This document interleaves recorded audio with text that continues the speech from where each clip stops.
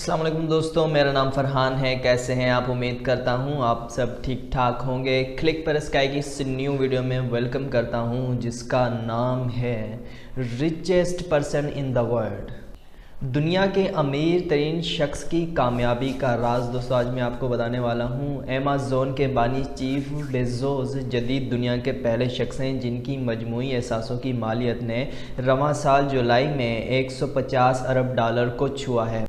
Amazon के साथ वो मारूफ अमरीकी अखबार वाशिंगटन पोस्ट और एक एरोस्पेस कंपनी ब्लू ओरिजिन के मालिक भी हैं। तो ज़िंदगी में इनकी कामयाबी का राज क्या है, मज़ीद जानने के लिए आप ये वीडियो देखते रहिए।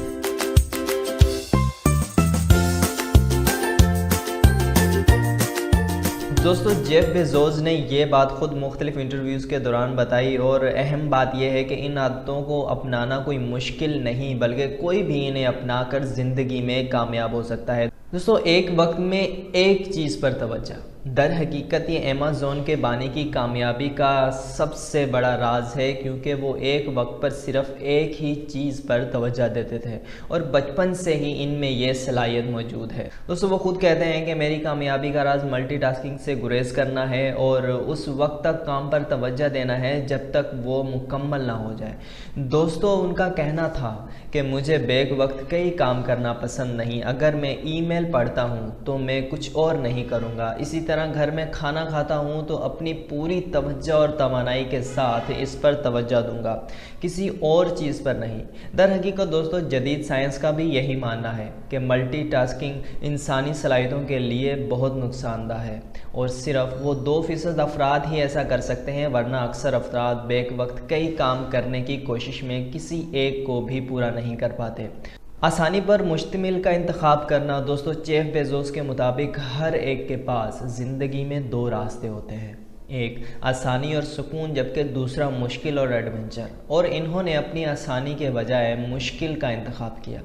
जेफ बेजोस के मुताबिक इन्होंने ज़िंदगी में आगे बढ़ने के लिए ख़ुद को 80 साल की उम्र का रख कर सोचा और इस ज़हनी मश्क की बदौलत वो ऐसे फ़ैसले करने में कामयाब हुए जिन पर इन्हें अब कोई पछतावा नहीं या मुस्तकबिल में कम अज़ कम पछतावे का सामना होगा। दोस्तों आपको बताता चलूँ कि जेफ बेजोस ने अमली ज़िंदगी का आगाज़ एक मामूली मुलाजमत से किया था, जिसके बाद इन्होंने टेक्सास जाकर अपने वालिद से एक गाड़ी उधार ली, जिसके बाद Amazon.com की बुनियाद एक गैराज में रखी।